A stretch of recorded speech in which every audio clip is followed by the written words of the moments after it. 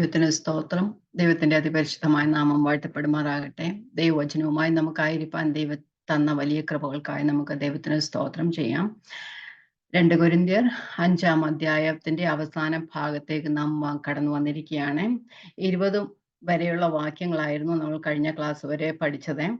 കഴിഞ്ഞ ക്ലാസ്സിൽ പഠിച്ചത് 18, 19, 20 വാക്യങ്ങളായിരുന്നല്ലോ നമ്മൾ പഠിച്ചത്. ആ നിരപ്പിന്റെ ശുശ്രൂഷയെക്കുറിച്ചാണ് പറഞ്ഞത്. 17-ാമത്തെ വാക്യത്തിൽ നമ്മളിപ്പോൾ വായിച്ചതാണ്, ഒരുത്തൻ ക്രിസ്തുവിലായാൽ അവൻ പുതിയ സൃഷ്ടിയാകുന്നു. അതിനൊക്കെ 18-ാമത്തെ വാക്യം നമ്മൾ കണ്ട്, അതിനൊക്കെയും ദൈവം തന്നെ കാരണഭൂതൻ. ദൈവത്തിന്റെ കൃപയാലാണ് സകലവും സാധ്യമാകുന്നത്. പൗലോസ് പറഞ്ഞു, ദൈവത്തോട് നിരപ്പില്ലാതിരുന്ന അല്ലെങ്കിൽ സമാധാനമില്ലാതിരുന്ന ഞങ്ങളെ ദൈവം ക്രിസ്തുവിലൂടെ ദൈവത്തോട് നിരപ്പിച്ചു. ആ നിരപ്പിച്ചതിന് ശേഷം ആ നിരപ്പിന്റെ ശുശ്രൂഷ ഞങ്ങൾക്ക് തന്നിരിക്കും എന്ന് പറഞ്ഞ ആ നിരപ്പിന്റെ സുവിശേഷം ഞങ്ങൾക്ക് തന്നിരിക്കുന്ന ആ ദൈവവചനം എന്താ അവർക്ക് തന്ന ശുശ്രൂഷ എന്ന് പറഞ്ഞത്? സിമ്പിൾ ഒരു മെസ്സേജേ ഉള്ളായിരുന്നു. ദൈവത്തോട് നിരന്നുകൊള്ളുവീൻ എന്നുള്ള ആ ഒരു മെസ്സേജാണ് ഞങ്ങൾക്ക് തന്നിരിക്കുന്നത്. അത് ഞങ്ങൾ ക്രിസ്തുവിന് വേണ്ടി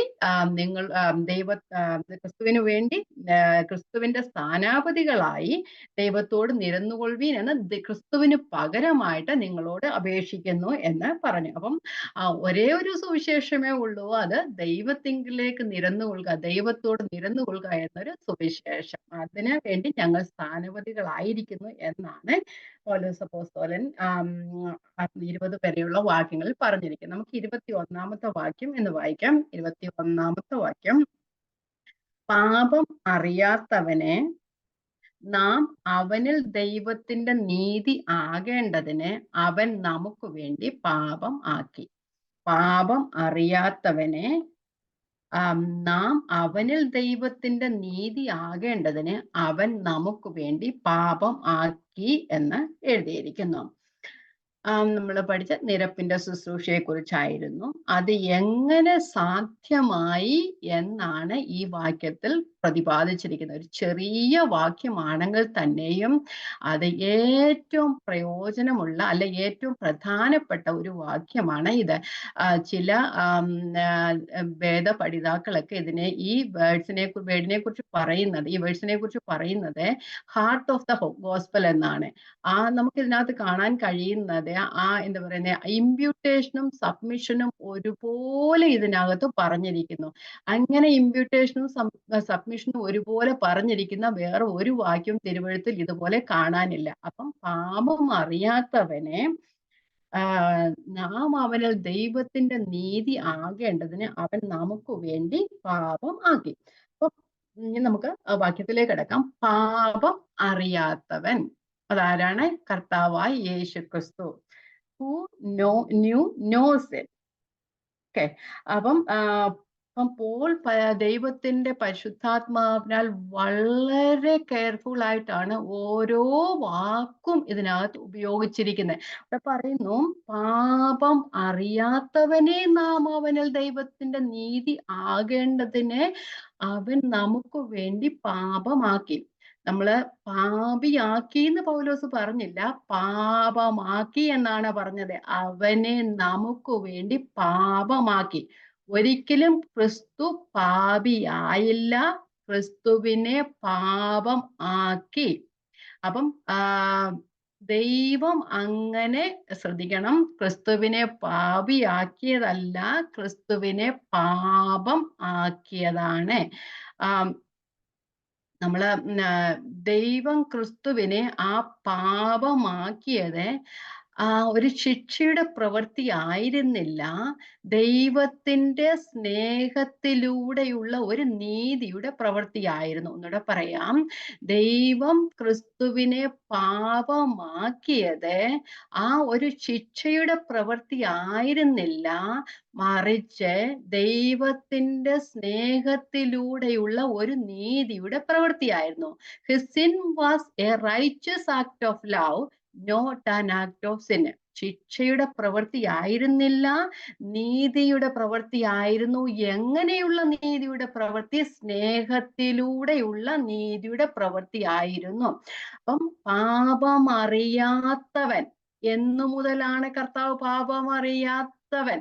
നിത്യത മുതൽ നിത്യത വരെയും പാപമില്ലാത്തവൻ, പാപം അറിയാത്തവൻ, പാപം ചെയ്യാത്തവൻ, അല്ലെ? അങ്ങനെയല്ലേ നമ്മൾ എപ്പോഴും പറയാറുണ്ട്, കർത്താവ് പാപം അറിഞ്ഞിട്ടില്ല എന്ന് പറയുമ്പോ നിത്യത മുതൽ, ആദ്യകാല നിത്യത മുതൽ അന്ത്യകാല നിത്യത വരെ പാപം അറിയാത്തവൻ, പാപം ചെയ്യാത്തവൻ, അങ്ങനെയല്ലേ? അപ്പം അത് നമുക്ക് കുറച്ച് വാക്യങ്ങളൊന്ന് വായിച്ചു പോകാം പാപമില്ലാത്ത കർത്താവിനെ കുറിച്ച്. അപ്പോസ്തല പ്രവൃത്തി 3:14. അപ്പോസ്തലന്മാർ ആ പെന്തക്കോസ്ത് നാളിന് ശേഷം അവരിൽ ആത്മാവ് വന്ന് അവര് നിരപ്പിന്റെ ശുശ്രൂഷ തുടങ്ങിയ നാൾ മുതല്, ആദ്യ ദിവസം മുതലേ അവര് വിളിച്ചു പറഞ്ഞത് പാപമില്ലാത്ത കർത്താവായ യേശു ക്രിസ്തു. വായിക്കാം. അപ്പോസ്തല പ്രവൃത്തി 3:14. പരിശുദ്ധനും നീതിമാനുമായവനെ നിങ്ങൾ തള്ളിപ്പറഞ്ഞു, കൊലപാതകനായവനെ വിട്ടുതരണമെന്ന് ചോദിച്ചു ജീവനായകനെ കൊന്നുകളഞ്ഞു. അപ്പം കർത്താവിനെ ക്രൂശിക്ക, പാപമില്ലാത്തവനെ ക്രൂശിക്ക എന്ന ആ വാർത്ത വിളിച്ചിട്ട് കൊലപാതകിയായ ബറബാസിനെ വിട്ടുകൊടുക്കാനായിട്ട് അവർ ആവശ്യപ്പെട്ടു. യഹൂദന്മാരോടും മതപണ്ഡിതന്മാരോടും പുരോഹിതന്മാരോടും ഒക്കെ പറയുകയാണ്, പരിശുദ്ധനും നീതിമാനുമായവനാണ്, അല്ലെ? അപ്പൊ കർത്താവ് പരിശുദ്ധനും നീതിമാനുമായ, പാപമില്ലാത്തവൻ. 1 യോഹന്നാൻ 3 എടുക്കണമെന്നില്ല. 1 യോഹന്നാൻ 3:5 പറയുന്നു, അവനിൽ പാപം ഇല്ല, അവനിൽ പാപം ഇല്ല. അതുപോലെ തന്നെ എബ്രായർ 4:15 പറയുന്നു, എബ്രായർ 4:15 എഴുതുന്നവർക്ക് വേണ്ടി മാത്രം പറഞ്ഞു പോകാം. എബ്രായർ 4:15 പാപമൊഴികെ സകലത്തിനും നമുക്ക് തുല്യനാണ് നമ്മുടെ കർത്താവായ യേശു ക്രിസ്തു. പാപമൊഴികെ സകലത്തിലും നമുക്ക് തുല്യനാണ് നമ്മുടെ കർത്താവായ യേശു ക്രിസ്തു. വായിക്കാം. എബ്രായർ 4:15. നമുക്കുള്ള മഹാപുരോഹിതൻ നമ്മുടെ ബലഹീനതകളിൽ സഹതാപം കാണിപ്പാൻ കഴിയാത്തവനല്ല, പാപമൊഴികെ സർവത്തിലും നമുക്ക് തുല്യനായി പരീക്ഷിക്കപ്പെട്ടവനത്രേ. നമ്മള് റോമാലേഖനം 8-ാം അധ്യായത്തിൽ പറയുന്നുണ്ട്, അവൻ എന്താ പറഞ്ഞ, ഇപ്പോൾ ക്രിസ്തുവേശുള്ളവർക്ക് ഒരു ശിക്ഷാമതിയുമില്ല, ജീവന്റെ ആത്മാവിന്റെ പ്രമാണം നമുക്ക് പാപത്തിന്റെയും മരണത്തിന്റെയും പ്രമാണത്തിൽ നിന്ന് മോചനം വരുത്തിയിരിക്കുന്നു, അല്ലെ? അത് കഴിഞ്ഞിട്ട് പറയുന്നുണ്ട്, സോറി, ലേഖനം 8-ന്റെ വായിക്കാം. 8:3 പെട്ടെന്ന് ഓർത്ത് വരത്തില്ല.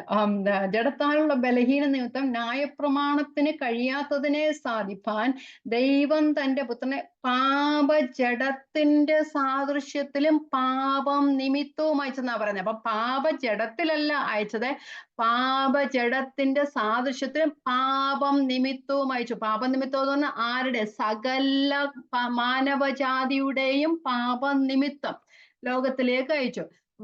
1 പത്രോസ് 2:22 പറയുന്നുണ്ട്, അവൻ പാപം ചെയ്തിട്ടില്ല എന്ന് പറയുന്നുണ്ട്. വായിച്ചു വിടാം. 1 പത്രോസ് 2:22. നമ്മള് പാപം അറിയാത്തവൻ, പാപം ചെയ്യാത്തവൻ, പാപം ഇല്ലാത്തവൻ എന്നൊക്കെ പറയുന്ന 3 വാക്യം അടുപ്പിച്ച് അതിൽ നിന്ന് എടുക്കുന്നതാണ് നമ്മൾ വായിച്ച നമ്മുടെ 2 കൊരിന്ത്യർ 5:20 അതുപോലെ തന്നെ 1 യോഹന്നാനിലെ വാക്യം, അതുപോലെ 1 പത്രോസിലെ വാക്യമാണ് നമ്മൾ സാധാരണയായി അങ്ങനെ പറയുന്നത്. വായിക്കാം. 1 പത്രോസ് 2:22-24. അവൻ പാപം ചെയ്തിട്ടില്ല, അവനിൽ വഞ്ചന ഒന്നും ഉണ്ടായിരുന്നില്ല, ശ്രദ്ധിക്കണേ, നാം പാപം സംബന്ധിച്ചു മരിച്ച് നീതിക്ക് ജീവിക്കേണ്ടതിന് അവൻ തന്റെ ശരീരത്തിൽ നമ്മളുടെ പാപങ്ങളെ ചുമന്നുകൊണ്ട് ക്രൂശിൽ കയറി. അപ്പം നാം പാപം സംബന്ധിച്ചു മരിച്ച്, അവൻ പാപം ചെയ്തിട്ടില്ല, നാം പാപം സംബന്ധിച്ചു മരിച്ചു നീതിക്ക് ജീവിക്കേണ്ടതിന് അവൻ തന്റെ ശരീരത്തിൽ നമ്മുടെ പാപങ്ങളെ ചുമന്നുകൊണ്ട് ക്രൂശിന്മേൽ കയറി. അതുപോലെ തന്നെ എബ്രായ ലേഖനം 7 നമ്മൾ പഠിച്ചല്ലേ, എബ്രായ ലേഖനം 7:25 മുതൽ 27 വരെയുള്ള വാക്യങ്ങളിൽ പറയുന്നു, അവൻ പവിത്രൻ, നിർദോഷൻ, നിർമ്മലൻ, അല്ലെ? പാപികളോട് വേർവിട്ടവൻ. വായിക്കാം. എബ്രായ ലേഖനം 7:27 മുതലുള്ള വാക്യങ്ങളാണ്, പക്ഷെ ഞാൻ 26 മുതലുള്ള വാക്യങ്ങളാണ്, 25 കൂടെ വായിക്കാം. അതുകൊണ്ട് താൻ മുഖാന്തരമായി ദൈവത്തോടടുക്കുന്നവർക്ക് വേണ്ടി പക്ഷപാതം ചെയ്യുവാൻ സദാ ജീവിക്കുന്നവനാകിയാൽ അവരെ പൂർണ്ണമായി രക്ഷിക്കാൻ അവൻ പ്രാപ്തനാകുന്നു. ഇങ്ങനെയുള്ള മഹാപുരോഹിതനല്ലോ നമുക്ക് വേണ്ടിയത്. പവിത്രൻ, നിർദോഷൻ, നിർമ്മലൻ, പാപികളോട് വേർവിട്ടവൻ, സ്വർഗത്തെക്കാൾ ഉന്നതനായി തീർന്നവൻ. സ്വർഗം പോലും കർത്താവിന്റെ സന്നിധിയിൽ നിർമ്മലമല്ല, അല്ലെ? ആ സ്വർഗത്തെക്കാൾ ഉന്നതനായി തീർന്നവൻ ആ മഹാപുരോഹിതനെ പോലെ ആ മഹാപുരോഹിതന്മാരെ പോലെ ആദ്യം സ്വന്തം പാപങ്ങൾക്കായും പിന്നെ ജനത്തിന്റെ പാപങ്ങൾക്കായും ദിനംപ്രതി യാഗം കഴിപ്പാൻ ആവശ്യമില്ലാത്തവൻ, അത് അവൻ തന്നെത്താൻ അർപ്പിച്ചിട്ട് ഒരിക്കലായിട്ട് ചെയ്തുവല്ലോ. അപ്പം ഒരിക്കലും പാപം ചെയ്യാത്ത, അതുപോലെ തന്നെ 1 പറയുന്നു, ക്രിസ്തു എന്ന നിർദോഷവും നിഷ്കളങ്കവുമായ കുഞ്ഞാടിന്റെ വിലയേറിയ രക്തം കൊണ്ട് അത്രേ നിങ്ങൾ അറിയുന്നല്ലോ. അപ്പം നമ്മുടെ അന്ധകാരത്തും ദൈവത്തിന്റെ അത്ഭുത പ്രകാശത്തിലേക്ക് നമ്മെ നടത്തിയത് ക്രിസ്തു എന്ന നിർമ്മലവും നിർദോഷവും നിഷ്കളങ്കവുമായ കുഞ്ഞാടിന്റെ വിലയേറിയ രക്തത്താലാണ്. അതുപോലെ നമ്മൾ പറയുന്നത് 2 കൊരിന്ത്യർ 5:20 പാപം അറിയാത്തവൻ. അപ്പം പാപമില്ലാത്തവൻ, പാപം അറിയാത്തവൻ, പാപം ചെയ്യാത്തവൻ. അപ്പം ഈ പാപം അറിയാത്തവനെന്ന് പറഞ്ഞു വരുമ്പം എല്ലാവർക്കും ഒരു സംശയമുണ്ട്, എന്നാ കർത്താവിന് പാപം അറിയത്തില്ലേ, ദൈവത്തിന് പാപം അറിയത്തില്ലേ എന്ന് ചോദിക്കും. ദൈവത്തിന് പാപം അറിയാം, പക്ഷെ നമ്മള് തിരുവചനത്തില് അറിയുക എന്ന് പറഞ്ഞ ഒരു ഡീപ്പ് മീനിങ് ആണുള്ളത്. അതുകൊണ്ട് അവിടെ ഹി ടേസ്റ്റ് നോസിന്, പാപം രുചിച്ചറിയാത്തവൻ. പാപം ദൈവത്തിന് അറിയാം, ദോഷവും ഗുണവും എല്ലാം ദൈവത്തിന് അറിയാം, പക്ഷെ ഹി ടേസ്റ്റ് നോസിന്, അപ്പൊ ആ പാപം രുചിച്ചറിയാത്തവൻ. അപ്പൊ അങ്ങനെയുള്ള നിർമ്മലനായ, നിഷ്കളങ്കനായ, നിർദോഷനായ നമ്മുടെ കർത്താവായ യേശുക്രിസ്തുവിനെ അല്പസമയത്തേക്ക് പാപമാക്കി. നമ്മള് എബ്രായ ലേഖനം പറയുന്നുണ്ട്, അല്പസമയത്തേക്ക് താഴ്ച വന്നവനെ അല്പ നേരത്തേക്ക് പാപമാക്കി നമ്മളുടെ പാപങ്ങളെ ക്രിസ്തുവിന്റെ മേൽ കണക്കിട്ട് നമ്മുടെ പാപത്തിന്റെ ശിക്ഷ ക്രിസ്തുവിൻ അനുഭവിപ്പാനായിട്ട് ഇടയായി തീർന്നു. നമ്മുടെ പാപത്തിന്റെ ശിക്ഷ. അപ്പം ക്രിസ്തു നമുക്ക് വേണ്ടി പാപിയായതല്ല, പാപമായി. എന്തിനു വേണ്ടി? ആ ഒരു ആദ്യം പറഞ്ഞതുപോലെ അതൊരു ശിക്ഷയുടെ പ്രവൃത്തി ആയിരുന്നില്ല, അത് ദൈവത്തിന്റെ സ്നേഹത്തിലൂടെയുള്ള ഒരു നീതിയുടെ പ്രവൃത്തി ആയിരുന്നു. നമ്മൾക്കൊരിക്കലും നീതി ഇല്ലാതിരിക്കുമ്പോൾ, നീതി ലഭിക്കാൻ കാരണമല്ലാതിരിക്കുമ്പോൾ നമ്മുടെ പാപങ്ങളെയൊക്കെ എടുത്ത് ക്രിസ്തുവിന്റെ മേലാക്കിയിട്ട് ക്രിസ്തുമേൽ അർപ്പിച്ചിട്ട് നമുക്ക് നീതി തന്നു. ആ ഒരു അവസ്ഥ. അപ്പൊ നമ്മള് എന്തിനു വേണ്ടിയാ കർത്താവ് ഇതെല്ലാം അനുഭവിച്ച? ഗലേഷ്യൻസ് 4:4-5 ഇങ്ങനെ പറയുന്നു, പാപികളായിരുന്ന നമ്മെ മക്കളാക്കി തീർക്കും. എന്തിനാണ് ക്രിസ്തു ഇതെല്ലാം, ദൈവം ഇതെല്ലാം ചെയ്ത്? പാപികളായ നമ്മെ മക്കളാക്കി തീർക്കാൻ. വായിക്കാം, അറിയാവുന്ന വാക്യമാണ്, ഗലാത്യർ 4:4-5. എന്നാൽ കാലസമ്പൂർണത വന്നപ്പോൾ ദൈവം തന്റെ പുത്രനെ സ്ത്രീയിൽ നിന്ന് ജനിച്ചവനായി, ന്യായപ്രമാണത്തിൻ കീഴ് ജനിച്ചവനായി നിയോഗിച്ചയച്ചത് അവൻ ന്യായപ്രമാണത്തിൻ കീഴുള്ളവരെ വിലയ്ക്ക് വാങ്ങിയിട്ട് നാം പുത്രത്വം പ്രാപിക്കേണ്ടത് തന്നെ. അപ്പം പാപിയായ നമ്മളെ, അല്ലെ പാപികളായ നമ്മളെ വീണ്ടെടുത്ത് തന്റെ മക്കളാക്കി തീർക്കുന്നതിന് വേണ്ടിയാണ് ദൈവം തന്റെ പുത്രനെ പാപമാക്കി തീർത്തത്. അതുപോലെ തന്നെ ഗലാത്യർ 3:10 മുതലുള്ള വാക്യങ്ങളിൽ പറയുന്നു, അബ്രഹാമിന്റെ വാഗ്ദത്തം നമുക്ക് നൽകേണ്ടതിന്, അല്ലെ അബ്രഹാമിന്റെ അനുഗ്രഹം നമുക്ക് നൽകേണ്ടതിന്, ആ പുത്രൻ, അല്ലെ യിസ്ഹാക്കിൽ നിന്ന് ജനിക്കവരെല്ലാം നിന്റെ പുത്രന്മാർ എന്ന് വിളിക്കപ്പെടുമെന്ന് പറഞ്ഞതുപോലെ ക്രിസ്തുവും അവരിൽ നിന്നല്ലോ ഉത്ഭവിച്ചത്, അല്ലെ? ആ ജഡപ്രകാരം ക്രിസ്തു അവരിൽ നിന്നല്ലോ ഉത്ഭവിച്ചത്. ആ ഒരു പുത്രത്വത്തിന്റെ അവകാശത്തിലേക്ക് നമ്മെ പുത്രനിലൂടെ, ക്രിസ്തുവിലൂടെ നമ്മെ ആ ദൈവത്തിന്റെ പുത്രന്മാരെന്നല്ല, അല്ലെ അബ്രഹാമിന്റെ അനുഗ്രഹം എന്താ? മക്കളാക്കി തീർക്കും എന്നുള്ള അനുഗ്രഹം, അല്ലെ? അല്ലാതെ അബ്രഹാമിന് ലഭിച്ചതെല്ലാം നമുക്കെല്ലാം കിട്ടുമെന്നല്ല. അബ്രഹാമിന് എന്താ ലഭിച്ചത്? മക്ബേല ഗുഹ മാത്രമേ അവസാനം അബ്രഹാമിന് ഉണ്ടായിരുന്നത്, അല്ലെ? അപ്പൊ അതല്ല നമുക്കുള്ളത് ആ പുത്രത്വം എന്ന അവകാശമാണ്, അല്ലെ? ക്രിസ്തുവിലൂടെ നമുക്ക് കിട്ടുന്ന പുത്രത്വത്തെ കുറിച്ചാണ് പറഞ്ഞിരിക്കുന്നത്. ഗലാത്യർ 3:10 വാക്യങ്ങൾ വായിക്കാം. എന്നാൽ ന്യായപ്രമാണത്തിന്റെ പ്രവൃത്തിയിൽ ആശ്രയിക്കുന്ന ഏവരും ശാപത്തിന് കീഴാകുന്നു. ന്യായപ്രമാണ പുസ്തകത്തിൽ എഴുതിയിരിക്കുന്നതൊക്കെയും ചെയ്യുവാൻ തക്കവണ്ണം അതിൽ നിലനിൽക്കാത്തവൻ എല്ലാം ശപിക്കപ്പെട്ടവൻ എന്ന് എഴുതിയിരിക്കുന്നത്. നമ്മൾ ഓരോരുത്തരും ശപിക്കപ്പെട്ടവരാ, നമുക്ക് ഒന്നും ചെയ്യാൻ കഴിയില്ല. എന്നാൽ ന്യായപ്രമാണത്താൽ ആരും ദൈവസന്നിധി നീതീകരിക്കപ്പെടുന്നില്ല എന്നത് സ്പഷ്ടം. നീതിമാൻ വിശ്വാസത്തിൽ ജീവിക്കുമെന്നല്ലോ ഉള്ളത്. ന്യായപ്രമാണത്തിന് വിശ്വാസമല്ല ആധാരമായിരിക്കുന്ന, അത് ചെയ്യുന്നവൻ അതിനാൽ ജീവിക്കുമെന്നുണ്ടല്ലോ. മരത്തിൽ തൂങ്ങുന്നവൻ എല്ലാം ശപിക്കപ്പെട്ടവൻ എന്ന് എഴുതിയിരിക്കുന്ന പോലെ ക്രിസ്തു നമുക്ക് വേണ്ടി ശാപമായി തീർന്നു. ന്യായപ്രമാണത്തിന്റെ ശാപത്തിൽ നിന്ന് നമ്മെ വിലയ്ക്ക് വാങ്ങി. എന്തിനു വേണ്ടി? അബ്രഹാമിന്റെ അനുഗ്രഹം ക്രിസ്തുവേശുവിൽ ജാതികൾക്ക് വരേണ്ടതിനെ നാം ആത്മാവെന്ന വാഗ്ദത്ത വിഷയം വിശ്വാസത്താൽ പ്രാപിപ്പാൻ തന്നെ.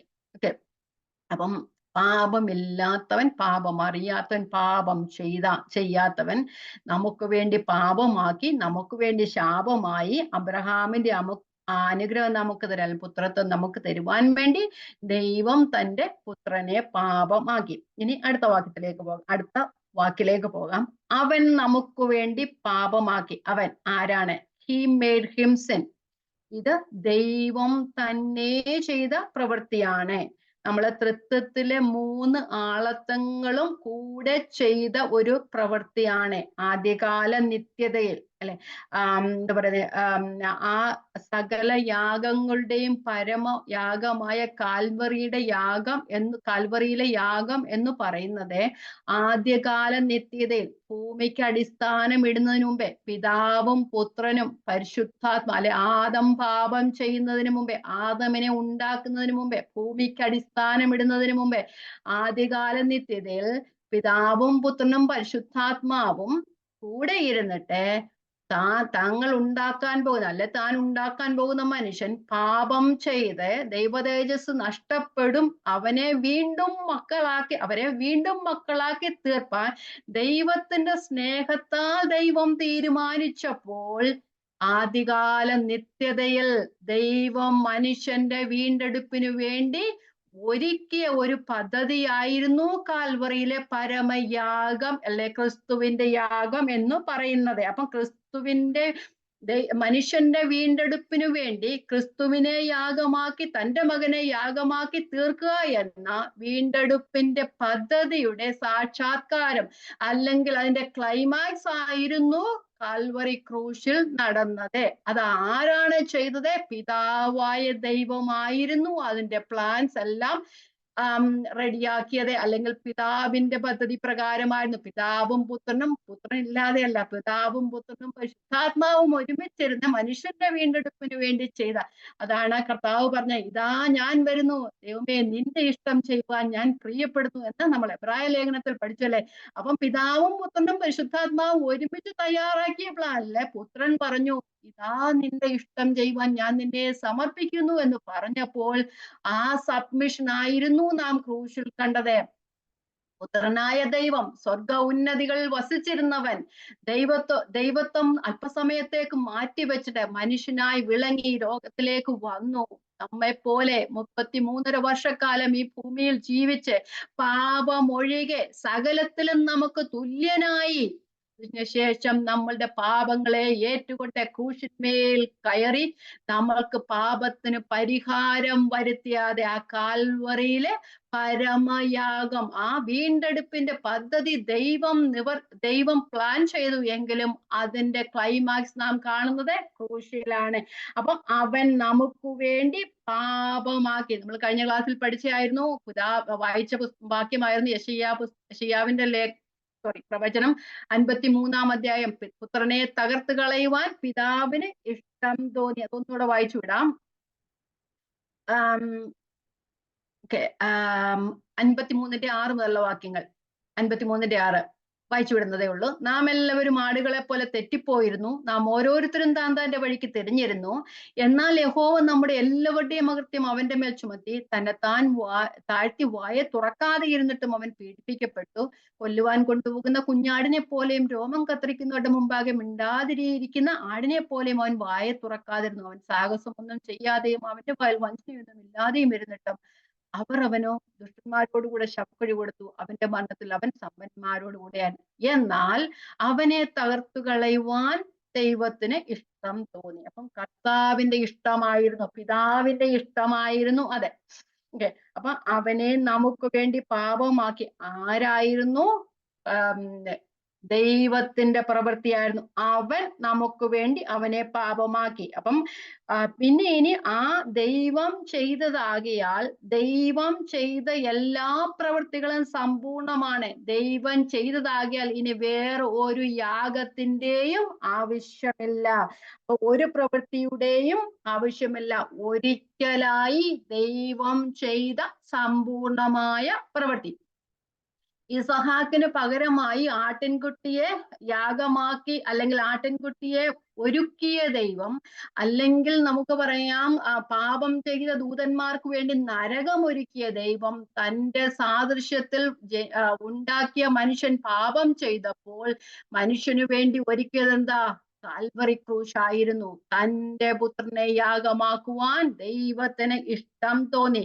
ആ ന്യായപ്രമാണം പറയുന്നു നീതിമാൻ വിശ്വാസത്താൽ ജീവിക്കും. പക്ഷെ വിശ്വസിക്കാൻ ഒരു പൂർണ്ണമായ പ്രവൃത്തി വേണം. അത് നമ്മുടെ രക്ഷയ്ക്കായി വിശ്വസിക്കും.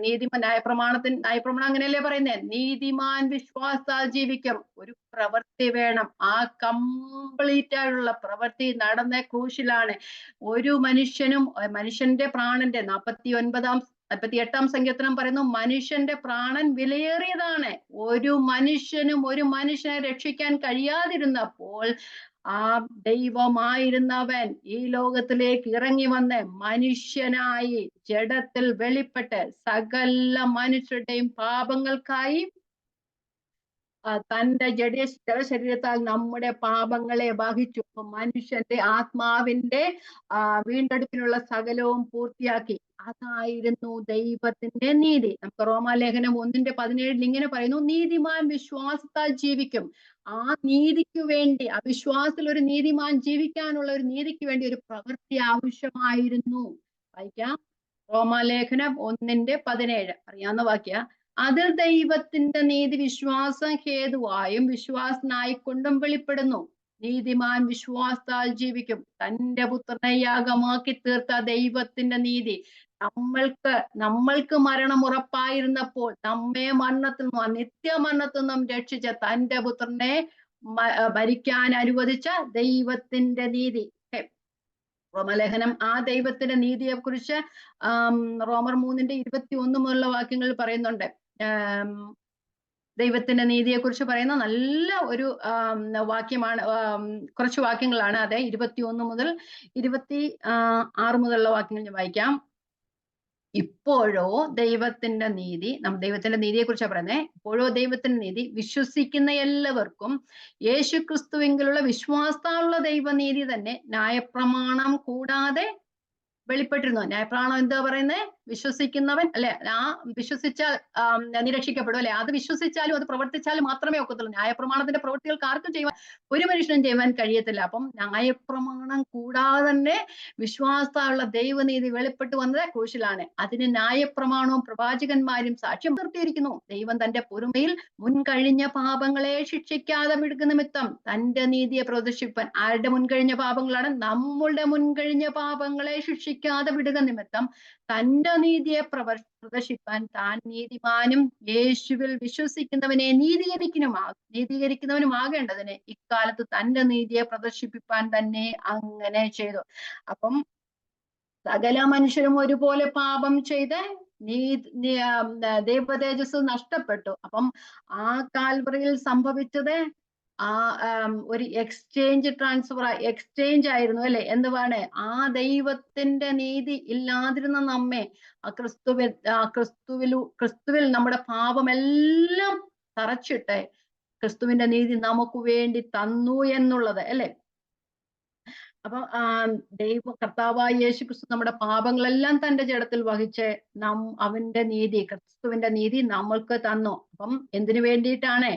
നാം അവനിൽ ദൈവത്തിന്റെ നീതിയാകന്നെ, ക്രിസ്തുവിലൂടെ ദൈവത്തിന്റെ നീതിയാകൽ. എങ്ങനെയുള്ള നീതി? നിത്യ സ്നേഹത്താലുള്ള നീതി, ദൈവത്തിന്റെ നിത്യ സ്നേഹത്താലുള്ള നീതി. നമ്മൾ കഴിഞ്ഞ ക്ലാസ്സിൽ പഠിച്ചതായിരുന്നു. ദൈവത്തിന്റെ ക്രോധപാത്രം അല്ലെ, ക്രോധത്തെ കുറിച്ച് പഠിച്ചതാ അല്ലെ. അപ്പൊ യെശയ്യാവിന്റെ പുസ്തകത്തിലെല്ലാം യിരെമ്യാവിന്റെ പുസ്തകത്തിലെല്ലാം നമ്മൾ വാക്യങ്ങൾ വായിച്ചു ദൈവത്തിന്റെ ക്രോധത്തെ കുറിച്ച് നാം പഠിച്ചതായിരുന്നു. അപ്പൊ ദൈവത്തിന്റെ ക്രോധത്തിന്റെ ആ പാനപാത്രം നമ്മൾക്കുള്ളതായിരുന്നു അല്ലെ. ആ പാനപാത്രം പുത്രൻ ഏറ്റെടുത്ത്, പിതാവേ കഴിയുമെങ്കിൽ പാനപാത്രം എങ്കിൽ നിന്ന് മാറ്റണമേ എന്ന് പ്രാർത്ഥിച്ച ശേഷം താൻ ഒരു നിമിഷം കഴിഞ്ഞു പറഞ്ഞു, അത് പിതാവിന് തന്നെ സമർപ്പിച്ചതിന് ശേഷം പറഞ്ഞു, നിനക്ക് ഇഷ്ടമെങ്കിൽ ഞാൻ തന്നെ കുടിക്കാമെന്ന് പറഞ്ഞല്ലേ, നിന്റെ ഇഷ്ടം തന്നെ ആകട്ടെ എന്ന് പറഞ്ഞ് അവിടെ നിന്ന് ഗെത്സമനയിൽ വെച്ച് ആ ക്രോധത്തിന്റെ പാനപാത്രം താൻ ഏറ്റെടുക്കുകയാണ് ചെയ്തത്. കൽവറി ക്രൂശിൽ ആ ക്രോധത്തിന്റെ പാനപാത്രം താൻ കുടിക്കുകയാണ് ചെയ്തത് അല്ലെ. അപ്പം ദൈവത്തിന്റെ ക്രോധത്തിന്റെ പാനപാത്രം നമ്മൾക്ക് വേണ്ടി ക്രിസ്തു കുടിച്ചു എന്ന് നമുക്ക് പറയാം. അപ്പം എന്തുകൊണ്ടായിരുന്നു? ദൈവത്തിന്റെ നിത്യസ്നേഹത്താലുള്ള നീതിയായിരുന്നു.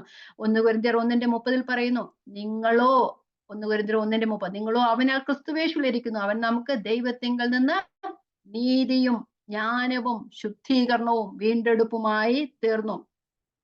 പൗലോസ് അപ്പോസ്തലൻ ഫിലിപ്പിയർ 3:9 ഇങ്ങനെ പറയുന്നുണ്ട്, എനിക്ക് ലഭിച്ചത് ആ ന്യായപ്രമാണത്തിൽ നിന്നുള്ള നീതിയല്ല ലഭിച്ചത്, ക്രിസ്തുവിങ്കലെ വിശ്വാസം മൂലം ദൈവം എല്ലാവർക്കും നൽകുന്ന ആ നീതി തന്നെ എനിക്ക് ലഭിച്ചു. വായിക്കാം. അങ്ങനെയുള്ള നീതിയല്ലേ നമുക്ക് ലഭിച്ചത്. ന്യായപ്രമാണത്തിന്റെ നീതിയല്ല, ഒരു മനുഷ്യന്റെ നീതിയല്ല നമുക്ക് ലഭിച്ചത്. ക്രിസ്തുവിലെ വിശ്വാസം മൂലം ദൈവം വിശ്വസിക്കുന്നവർക്ക് നൽകുന്ന ദൈവനീതി തന്നെ നമുക്ക് ലഭിച്ചു. വായിക്കാം. ക്രിസ്തുവിനെ നേടേണ്ടതിനും ന്യായപ്രമാണത്തിൽ നിന്നുള്ള എന്റെ സ്വന്തം നീതിയല്ല, ക്രിസ്തുവിലുള്ള വിശ്വാസം മൂലം ദൈവം വിശ്വസിക്കുന്നവർക്ക് നൽകുന്ന നീതി തന്നെ ലഭിച്ചു. ഓക്കെ. അപ്പം ആ സകല മനുഷ്യരും പാപം ചെയ്ത് ദൈവതേജസ് നഷ്ടപ്പെട്ടപ്പോൾ ക്രിസ്തുവിനെ അതിന് പകരമായി തന്നെ പാപമാക്കിയതിന് ശേഷം നമ്മുടെ പാപങ്ങളെ അവന്റെ മേൽ അർപ്പിച്ചിട്ട് അവന്റെ നീതി ക്രിസ്തുവിന്റെ നീതി നമുക്ക് തന്നെ നമ്മെ ക്രിസ്തുവിന്റെ രക്തം മൂലം ദൈവത്തോട് നിരപ്പിച്ചു അല്ലെ. ക്രിസ്തുവിന്റെ നീതി നമ്മുടെ നീതിയായി കണക്കിട്ട് നമ്മെ നീതിമാന്മാരെന്ന് പ്രഖ്യാപിക്കുകയാണ് ചെയ്തത്. ഓക്കെ. അപ്പം നമ്മളെ ഇവിടെ പറയുന്നത് ദൈവത്തിന്റെ നീതി, മനുഷ്യരുടെ നീതി അല്ല, ന്യായപ്രമാണത്തിന്റെ നീതി അല്ല, അത് ദൈവത്തിന്റെ നീതി തന്നെയാണ്. ഒരു സമയം നമ്മളിതെല്ലാം പറഞ്ഞു വന്ന ഒന്ന് തന്നെയാണ്, ഏകദേശം കഴിഞ്ഞ ക്ലാസ്സിൽ ഇത് തന്നെയാണ് പറഞ്ഞിരുന്നത്. ഒരേ സമയം ദൈവം 2 പ്രവൃത്തിയാ ചെയ്തത് അല്ലെ. എന്താ അങ്ങനെ പറയുന്നത്? ന്യായപ്രമാണ പ്രകാരം പാപം ചെയ്ത ഒരു വ്യക്തിക്ക് ശിക്ഷയുണ്ട് അല്ലെ.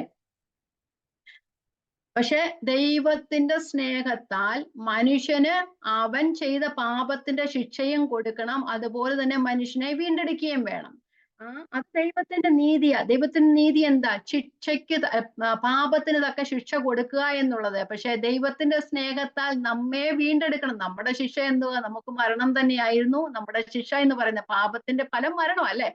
അത് നമുക്ക് തരണം. പക്ഷെ അത് തരാതെ പാപം ചെയ്യാത്തവനെ, പാപമില്ലാത്തവനെ, പാപം അറിയാത്തവന്റെ മേൽ നമ്മളുടെ പാപമെല്ലാം ചുമത്തിയിട്ട് നമ്മെ പാപത്തിന്റെ ശിക്ഷയിൽ നിന്ന് വിമുക്തരാക്കി ആ നീതിയില്ലാതിരുന്ന നമ്മെ, ഒരിക്കലും നീതിമാന്മാർ എന്ന് പറയാൻ വയ്യാത്ത നമ്മെ നീതിമാന്മാരാക്കി പ്രഖ്യാപിച്ചു. അപ്പൊ നമ്മുടെ ശിക്ഷ ക്രിസ്തുവിന്റെ മേൽ ചുമത്തി, അതുപോലെ തന്നെ ക്രിസ്തുവിന്റെ നീതി നമുക്ക് കണക്കിട്ടു. നമുക്കറിയാം, നമ്മള് ഈ കുറ്റം ചെയ്യുന്നവരൊക്കെ ജയിലിൽ പോവുകയെങ്കിൽ അവരുടെ കുറ്റമൊക്കെ ക്ഷമിച്ച് വെളിയിലോട്ട് വന്നാലും പിന്നെ അവരെ കള്ളന്മാരെന്നോ കൊലപാതകം എന്നൊക്കെ അല്ല വിളിക്കത്തുള്ളൂ, ഒരിക്കലും നീതിമാന്മാരെന്ന് വിളിക്കത്തില്ലല്ലോ അല്ലെ.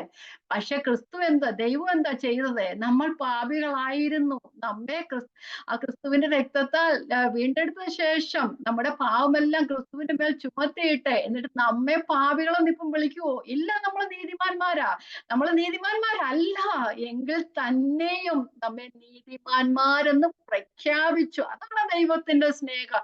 മുൻകഴിഞ്ഞ പാപങ്ങളെ ഓർക്കാതെ അല്ലെ ചെയ്യുക, അത് നമ്മൾ കണക്കിടാതെ വണ്ണം ഓർക്കുന്നതേ ഇല്ല. നമ്മള് പ്രവചന പുസ്തകങ്ങളിലൊക്കെ കാണുന്നത് അത് സമുദ്രത്തിന്റെ ആ അടിത്തട്ടിലേക്ക് ഇട്ട് കളഞ്ഞു എന്നാ പറയുന്നത് അല്ലെ. ആ പാപങ്ങളൊന്നും ദൈവം ഓർത്ത്, മനുഷ്യരല്ല എല്ലാ പാപങ്ങളും ഓർത്ത്. നമ്മളിപ്പോ ക്ഷമിച്ചതൊക്കെ പറഞ്ഞാൽ വേറൊരു കാര്യം വരുമ്പോൾ നമ്മൾ ഇതെല്ലാം കുത്തി മുമ്പോട്ട് കൊണ്ടുവരുന്നവരാ അല്ലെ. ടേപ്പ് റെക്കോർഡറിൽ ഇങ്ങനെ പ്ലേ ബാക്ക് ചെയ്യുന്നത് പോലെ നമ്മൾ നമ്മളെല്ലാം ചെയ്യുന്നവരാ, പക്ഷെ ദൈവം അതൊന്നും ചെയ്യില്ല. ദൈവം മറച്ചു കളഞ്ഞു എല്ലാ പാപങ്ങളെ. ഇനി അവൻ പാപം ചെയ്തിട്ടില്ല, അവൻ നീതിമാൻ എന്നല്ല, നമ്മളെ നീതിമാന്മാരെന്ന് ദൈവം പ്രഖ്യാപിച്ചതാ. ഇനി നമ്മൾ പാപികളെ അല്ല, നാം പാപം ചെയ്താൽ പോലും പാപികളല്ല, നാം നീതിമാന്മാരാ. അതുകൊണ്ടല്ലേ പൗലോസ് അപ്പോസ്തലൻ തന്റെ ലേഖനങ്ങളൊക്കെ എഴുതുമ്പോൾ കൊരിന്ത്യരെ കുറിച്ച് നമ്മൾ പറഞ്ഞ ഇത്രത്തോളം പ്രശ്നങ്ങൾ ഉണ്ടായിരുന്നു, ദുർമാർഗത്തിലൊക്കെ ജീവിച്ചിരുന്ന ഒരു സഭയായിരുന്നു. എന്നിട്ട് പോലും അവർക്ക് ലെറ്റർ എഴുതുമ്പോൾ പൗലോസ് അപ്പോസ്തലൻ എഴുതുന്നില്ല, കൊരിന്ത്യയിലെ വിശുദ്ധന്മാർക്കെന്നാ പറയുന്നത് അല്ലെ. അപ്പൊ നമ്മെ വിശുദ്ധന്മാരായി ദൈവം പ്രഖ്യാപിച്ചു. അപ്പം നമ്മളുടെ കുറ്റത്തിന്റെയും തക്കതായ ശിക്ഷ നമുക്ക് തരുന്നതിന് പകരമായി നമ്മുടെ കുറ്റമെല്ലാം പുത്രന്റെ മേൽ ചുമത്തി ക്രിസ്തുവിന്റെ നീതിയുടെ വസ്ത്രം നമ്മെ ധരിപ്പിച്ചു. അപ്പം ക്രിസ്തുവിന്റെ മേൽ പറഞ്ഞു കഴിഞ്ഞാൽ നമുക്ക് കുറ്റത്തിനുള്ള, നമ്മൾ ചെയ്ത കുറ്റത്തിനുള്ള ശിക്ഷയും ദൈവം തന്നു, അതുപോലെ തന്നെ നമ്മെ വീണ്ടെടുക്കുകയും ചെയ്തു. പക്ഷെ നമ്മുടെ കുറ്റത്തിന്റെ ശിക്ഷ നാം അല്ല വഹിച്ചത്, തന്റെ പുത്രന്റെ മേൽ ചുമത്തി നമ്മുടെ കുറ്റം താൻ പുത്രൻ ഏറ്റെടുത്തു, പുത്രനെ പാപമാക്കി തീർത്തു. അതാണ് അവിടെ രണ്ടു കാര്യം ഒരുപോലെ നടന്നത്. രണ്ട് കാര്യങ്ങളാണ് ഇവിടെ നടന്നത്. നമ്മളുടെ പാപമെല്ലാം മാറ്റുകയും നമ്മളെ നീതിമാന്മാരെന്ന് പ്രഖ്യാപിക്കുകയും ചെയ്തു. അപ്പം ദൈവത്തിന്റെ നീതിയും നടപ്പായി, ദൈവത്തിന്റെ സ്നേഹവും അവിടെ നടപ്പായി. അപ്പം പാപത്തിനുള്ള ശിക്ഷ പുത്രന്റെ മേൽ ചുമത്തുകയും അതുപോലെ തന്നെ ദൈവത്തിന്റെ സ്നേഹത്തിലുള്ള നീതിയാൽ ക്രിസ്തുവിന്റെ നീതി നമുക്ക് കണക്കിടുകയും ചെയ്തു. അതുകൊണ്ട് നമുക്ക് ക്രിസ്തുവിന്റെ നീതിയുടെ വസ്ത്രം തന്നു, നമ്മെ നീതിമാന്മാരെന്ന് പ്രഖ്യാപിച്ചു. ദൈവം നമ്മിൽ നിന്നും ആഗ്രഹിക്കുന്നതും നാം പുത്രനെ പോലെ നിർദോഷരായി നിർമ്മലായി ജീവിക്കണം എന്നുള്ളത് കൊണ്ടാണ് ദൈവം നമുക്ക് അങ്ങനെ നമ്മെ അങ്ങനെ ആക്കി തീർത്തത്. അല്ലെ, എന്ത് വലിയ എന്ത് വലിയ ഒരു ത്യാഗമാ ദൈവം നമുക്ക് വേണ്ടി ചെയ്ത്. എന്തിനു വേണ്ടിയാ? നാം പുത്രന്റെ സ്വരൂപത്തോട് അനുരൂപമാകുവാൻ വേണ്ടി. 1 യോഹന്നാൻ 3:1 മുതലുള്ള വാക്കിൽ പറയുന്നു, നാം കൺമീനെന്ന്, നാം ദൈവമക്കളെന്ന് വിളിക്കപ്പെടുന്ന ദൈവം ഇത്ര വലിയ സ്നേഹം നമുക്ക് നൽകിയിരിക്കുന്നു. എന്തിനാ? നാം ആ പുത്രന്റെ സ്വരൂപത്തോട് ആകേണ്ട, അവൻ പ്രത്യക്ഷപ്പെടുമ്പോൾ നാം അവനെ താനിരിക്കും പോലെ കാണേണ്ടതാകിയാൽ നാം ഇതുപോലെയൊന്നും അല്ല ഇരിക്കുന്നത്, പുത്രനെ പോലെ.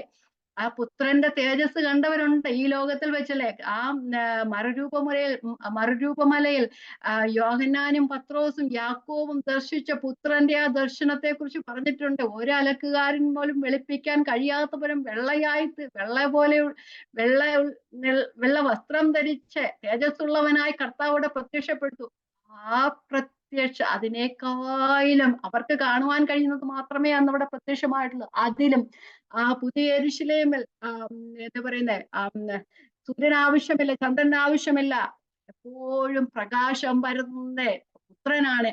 ആ തേജസ്സിലേക്കാണ് ദൈവം നമുക്ക് ആക്കി തീർക്കാനായിട്ട് ദൈവം ആഗ്രഹിക്കുന്നത്. അതുകൊണ്ട് എഫെസ്യ ലേഖനം 1:4 മുതൽ 6 വരെയുള്ള വാക്യങ്ങൾ ഇങ്ങനെയാ, നാം അവന്റെ സന്നിധിയിൽ വിശുദ്ധരും നിഷ്കളങ്കരും ആയിരിക്കുന്ന ദൈവം ലോകസ്ഥാപനത്തിന് മുമ്പേ നമ്മെ ക്രിസ്തുവിൽ തിരഞ്ഞെടുത്തു. ലോകസ്ഥാപനത്തെ ആദ്യകാല നിത്യതയിൽ മനുഷ്യ പാപം ചെയ്യുന്നതിന് മുമ്പേ പാപികളായി തീരാൻ പോകുന്ന നമ്മെ വീണ്ടെടുക്കാൻ വേണ്ടി ദൈവം ഒരു പദ്ധതി തീരുമാനിച്ചു. എന്തിനു വേണ്ടി? നാം പുത്രന്റെ സദൃശ്യമായി നിൽക്കാൻ വേണ്ടി. വായിക്കാം എഫെസ്യ ലേഖനം 1:4-5-6. ലേഖനം 1:4-5-6.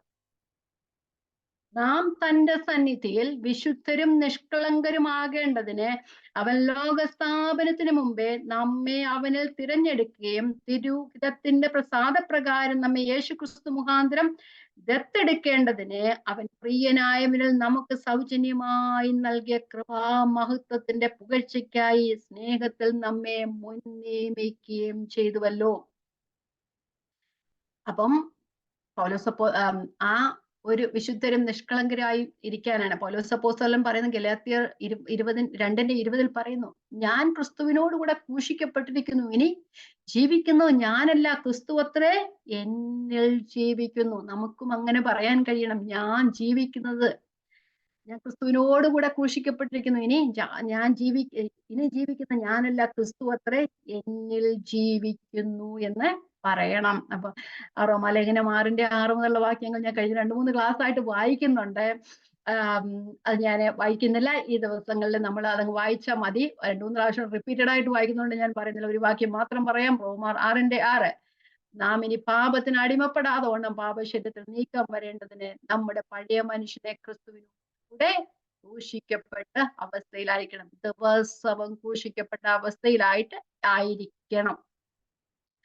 അതുപോലെ തന്നെ റോമാലേഖനം 8:29 മുതലുള്ള വാക്യങ്ങളിൽ പറയുന്നു, രക്ഷ മുതൽ തേജസ്കരണം വരെയുള്ളത് ദൈവത്തിന്റെ കൃപാദാനമാണ്. ഇതിനൊക്കെയും ദൈവം തന്നെ കാരണഭൂതൻ. വായിക്കാം.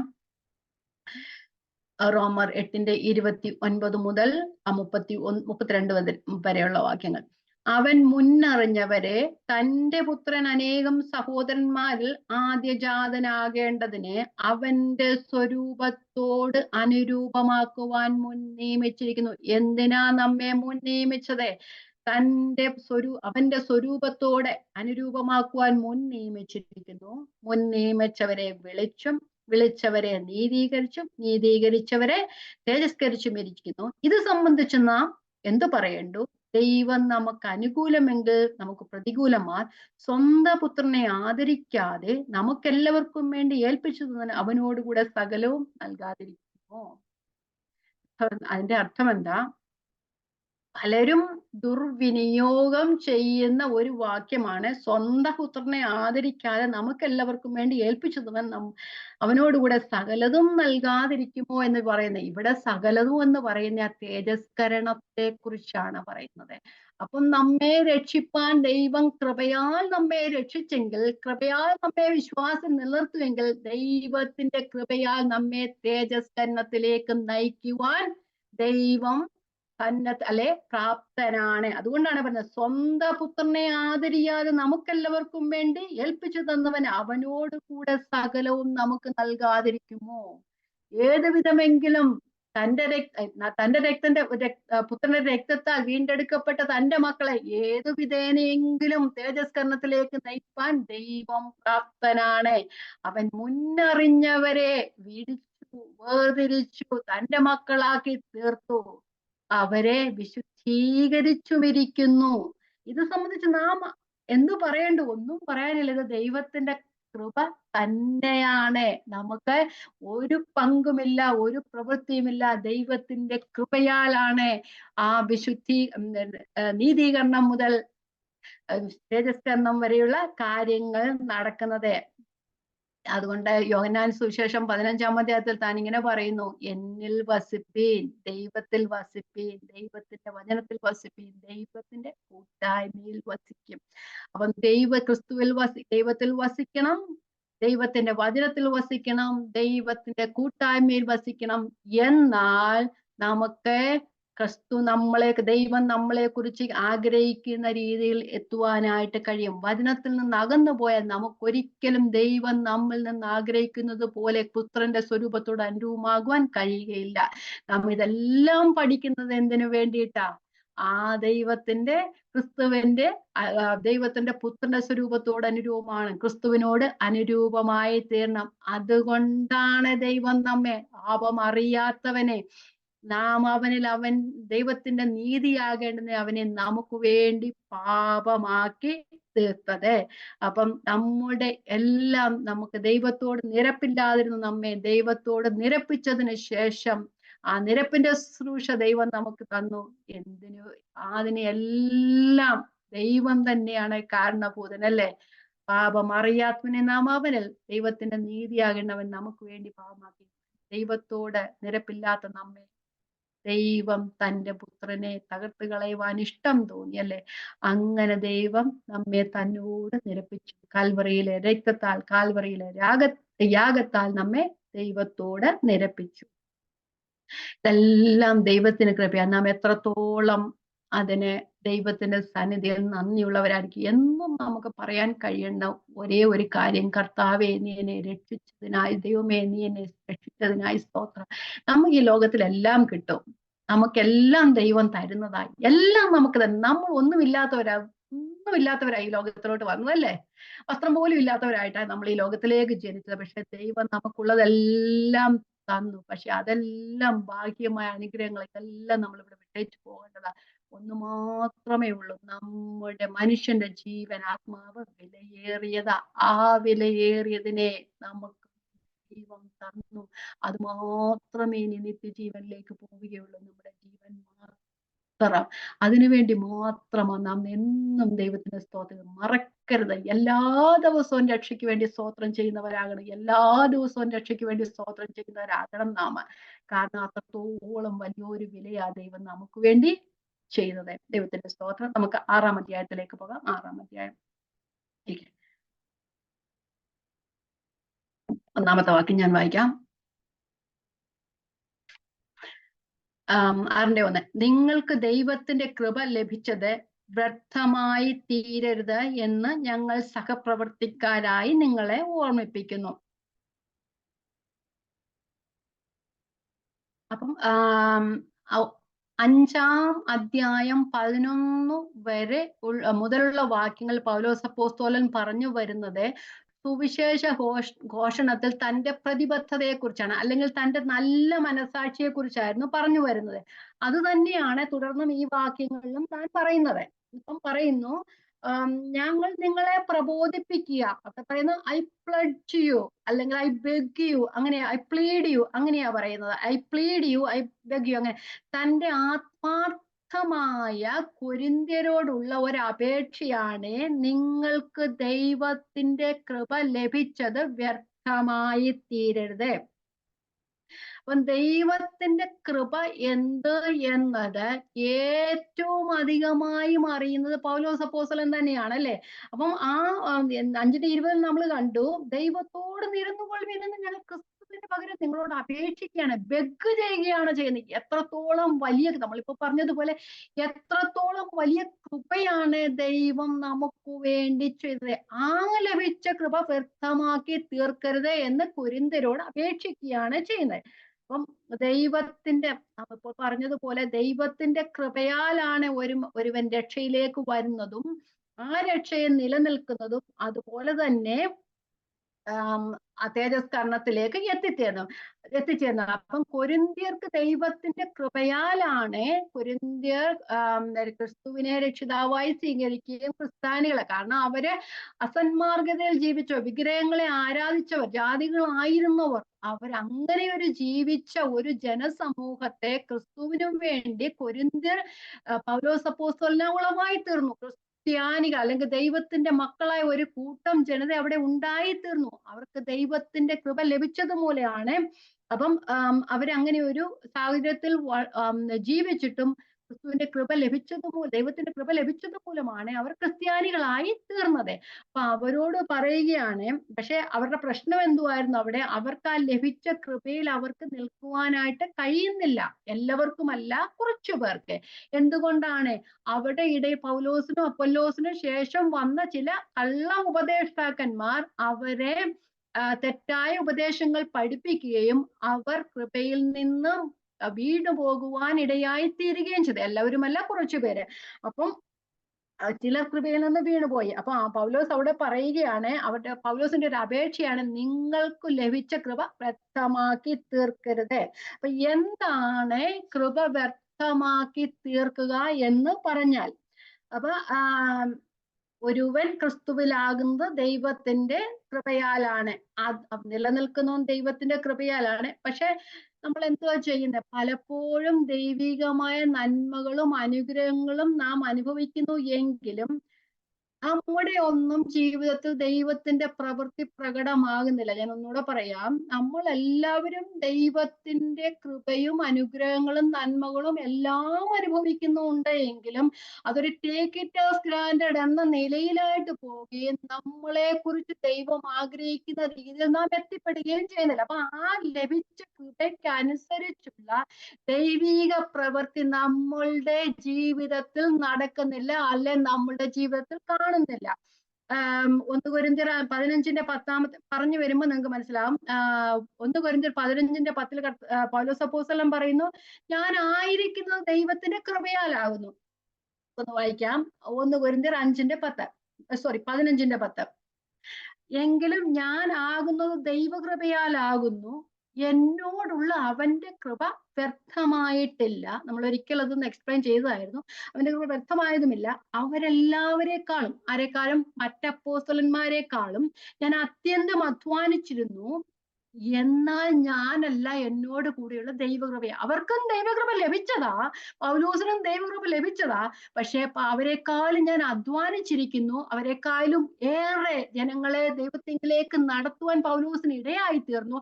ദൈവരാജ്യത്തിന്റെ മഹത്വത്തിന് വേണ്ടി അവരെക്കാൾ അധികം പ്രവർത്തിപ്പാൻ കാരണമായി തീർന്നു. എന്തുകൊണ്ടാണ്? എന്റെ പ്രവൃത്തി കൊണ്ടല്ല, എന്റെ ഒരു മികവ് കൊണ്ടല്ല, ദൈവത്തിന്റെ കൃപയാലാകുന്നു. അവൻ എന്നോടുള്ള തന്റെ കൃപ വ്യർത്ഥമാക്കി, എന്നുള്ള അവന്റെ കൃപ ഞാൻ വ്യർത്ഥമാക്കാതിരുന്നത് കൊണ്ടാണ്.